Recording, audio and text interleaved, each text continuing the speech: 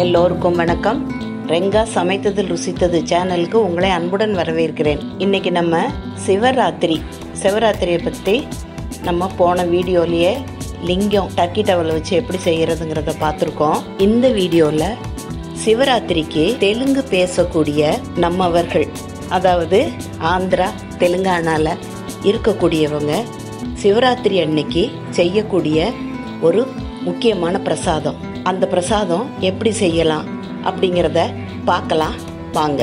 அதுக்கு தேவையான பொருட்களை பார்த்துடலாம்.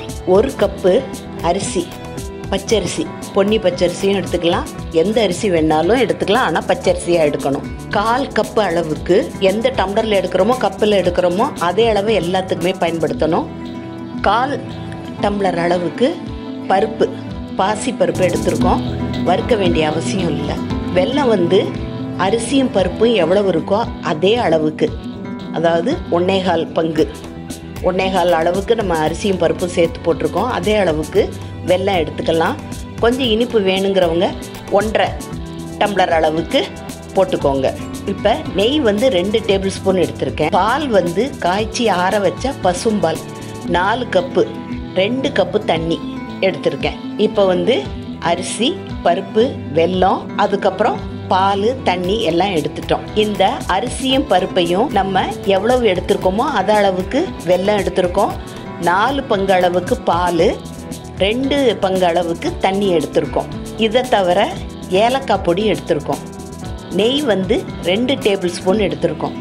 முந்திரி பருப்பு ஒரு 10 முந்திரி பருப்பு எடுத்திருக்கோம். இது இல்லாமல் தனியாக ஒரு 10 முந்திரிப்பு சின்னதாக உடச்சி வச்சுருக்கோம். இப்போ நம்ம இதை எப்படி செய்யலாங்கிறத பார்க்கலாம் வாங்க. அடுப்பில் ஒரு வெங்கலப்பானை, அதாவது நல்ல அடி கனமான ஒரு பாத்திரம். பிரசாதம் பண்ணுறதுனால அவங்க இதுக்கு மஞ்சள் தடவுவாங்க அந்த பாத்திரம் பூராத்துக்குமே. நான் 2 இடத்துல மட்டும் போட்டிருக்கேன். பட்டை மஞ்சள்னால் பட்டை போட்டு அதில் குங்குமம் போட்டு வச்சுருக்கேன். 1 கப்பு பாலை அதில் ஊற்றியாச்சு. இப்போ 2வது கப்பு பால் ஊற்றியிருக்கிறேன். அரிசியும் பருப்பையும், பருப்பு வறுக்க தேவையில்லை, அப்படியே பச்சையாக போட்டிருக்கேன். இப்போ 3வது கப்பு பால் ஊற்றியாச்சு. 4வது கப்பு பாலும் ஊற்றிட்டேன். இப்போ மொத்தம் 4 கப்பு பால் எடுத்திருந்தோம், அதை ஊற்றியாச்சு. 2 கப்பு அளவுக்கு தண்ணி, அதையும் இந்த பாலோட சேர்த்து ஊற்றிட்டேன். அரிசியும் பருப்பையும் ஒன்றா எடுத்துட்டு 2-3 தடவை நல்லா கழுவிட்டு நல்ல தண்ணியில் ஊற்றி, இந்த அரிசி முங்குற அளவுக்கு ஊற்றி வச்சு தனியாக ஒரு இடத்துல எடுத்து வச்சிட்டோம். இப்போ பால் நல்லா பொங்கி வரணும். ஊற வச்சுருக்கோம் அரிசி, உங்களுக்கு பார்த்தா தெரியும். பால் அடுப்பில் இருக்குது. முந்திரி பருப்பு ஒரு 10 முந்திரி பருப்பு முழுசாக எடுத்திருக்கேன். அதில் கொஞ்சம் நல்ல தண்ணி வச்சு ஊற வச்சுருக்கேன். இப்போ பால் நல்லா பொங்கி வந்துருச்சு.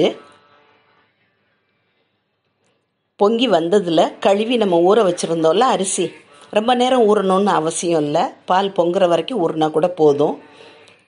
அரிசியை முழுசுமாக அடுப்பை குறைச்சிட்டு சேர்த்துட்டோம். இனிமேல் பால் பொங்குனதுக்கப்புறம் லோ ஃப்ளேமில் தான் அடுப்பு வச்சு வேக வைக்கணும். இல்லைன்னா பாலில் வேகிறதுனால அடியில் பிடிச்சிரும். இப்போ அரிசி எல்லாத்தையும் சேர்த்துட்டு அடியில் இருக்கிறது எல்லாத்தையும் ஒரு தடவை கிண்டி விட்டுறோம். அரிசியெல்லாம் அடியில் போய் ஒட்டி இருக்கும். அடி கனமான பாத்திரம் சூடானதுனால ஒட்டி இருக்கும். அதை நல்லா கிண்டி விட்டுட்டோம். 1/2 கப்புக்கு கொஞ்சம் குறையா ஒரு 1/4 கப் அளவுக்கு தண்ணி ஊற்றிட்டு, வெல்லத்தை பாகு வைக்க தேவையில்லை, சும்மா இழக்கிறோம், கரைக்கிறோம். அதில் தண்ணி கொதித்து வெல்லம் கரைய ஆரம்பிக்கிறது. இது கரையும் போதே நடுவில் நம்ம வச்ச பால் அரிசியும் பொங்கிருதானும் பார்த்துக்கணும். இப்போ நல்லா கரைஞ்சிருச்சு. வெல்லம் பார்த்தாலே தெரியுது பாருங்கள், நல்லா கரைஞ்சிருச்சு.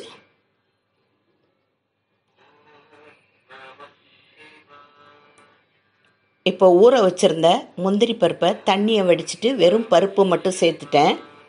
இதோட ஒரு 1/4 கப் அளவுக்கு பால் ஊற்றியிருக்கேன். ஆறின பால் தான். அதை ஊற்றிட்டு நல்லா பேஸ்ட்டாக அரைச்சாச்சு.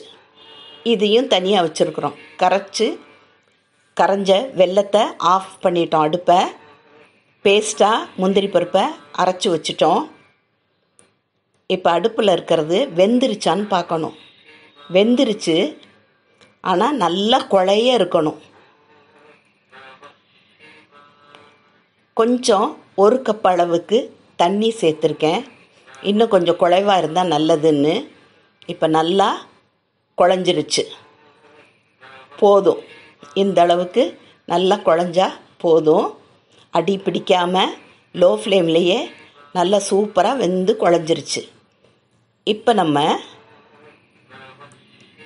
முந்திரி பருப்பு பேஸ்ட் வச்சுருக்கோம்ல, அதை இந்த குழஞ்ச அரிசி பருப்போடு சேர்த்துட்டோம். மிக்சியில் இருக்கிறது எல்லாத்தையும் கொஞ்சம் தண்ணியோ அல்லது பாலும் தண்ணியமாவோ சேர்த்து அதை அலசி இந்த பானையில் ஊற்றிக்கிறோம். இப்போ ஒரு கொதி, அதாவது முந்திரி பருப்போட பச்சை வாசனை போகிற அளவுக்கு ஒரு கொதி விடுறோம். லோ ஃப்ளேமில் தான் அடுப்பை வச்சுருக்கேன். இப்போ நல்லா கொதிச்சிருச்சு, பச்சை வாசனை போயிருச்சு. நம்ம கரைச்சி வச்சுருந்த வெல்லத்தை வடிகட்டி சேர்த்துக்கிறோம். 1/2 கப்பு வெல்லத்தை 1/4 கப்பு தண்ணியில் கரைச்சி வச்சோம்ல, அந்த வெல்லத்தை வடிகட்டி நல்லா குழஞ்சிருக்கிற அரிசி பருப்பு முந்திரி பருப்போடு சேர்த்துட்டோம். இப்போ நல்லா வெல்லத்தோட பச்சை வாசனை போகணும். ஏற்கனவே கொஞ்சம் கொதிச்சிருக்கு, இருந்தாலும் பச்சை வாசனை இருக்கும். நல்லா ஒரு கொதி நல்லா கொதிக்கணும். பச்சை வாசனை இப்போ போயிருச்சு. இப்போ நம்ம எடுத்து வச்சுருந்த ஏலக்காய் பொடி 1 டீஸ்பூனோட 2 டீஸ்பூன் நெய், அந்த அளவுக்கு இந்த நெய் சேர்த்தாலே போதும். சக்கரை பொங்கலுக்கெலாம் போடுற மாதிரி நிறைய விடணும்னு அவசியம் இல்லை. ஏன்னா பால்லே வெந்திருக்கு. அதிலிருந்த கொஞ்சம் நெய்யும் உருகி அந்த வாசனையோட இந்த நெய்யும் போதுமானது. எல்லாத்தையும் நல்லா ஒன்று சேர்த்து கிண்டியாச்சு. இப்போ நம்ம 10 பருப்பை தான் அரைச்சோம், முந்திரி பருப்பு. மீதி 10 பருப்பு இருக்குது நம்மகிட்ட. அதெல்லாம் உடச்சி வச்சுருந்தேன். இதை நெய்யில் வறுத்தும் போடலாம், இல்லைன்னா பச்சையாகவும் போட்டுக்கலாம். அவங்க அநேகமாக பச்சையில் போடுறது நல்லா இருக்கும்னு சொன்னதுனால நான் அப்படியே உங்களுக்கு செய்து காட்டியிருக்கேன். சிவராத்திரிக்கு அவங்க செய்கிற பிரசாதத்தில் இந்த பிரசாதம் ரொம்ப சிறப்பு வாய்ந்ததான். நல்லா ஒரு கொதித்த உடனே இறக்கிட்டோம். ரொம்ப டேஸ்டியாக பால் கொழுக்கட்டை மாதிரி பால்லே வெந்ததுனால ரொம்ப சூப்பராக இருந்தது. இதை நான் சாப்பிட்டு பார்த்து அந்த டேஸ்ட்டை உங்களோட பகிர்ந்துக்கிறணுங்கிறதுக்காக தான் இதை இன்றைக்கி செய்து காமிச்சிருக்கிறேன். நீங்களும் இதை செய்து இந்த சிவராத்திரிக்கு செய்து அவன் அருளாலே அவன் தாழ் வணங்கி அவன் அருள் பெறுவோம்.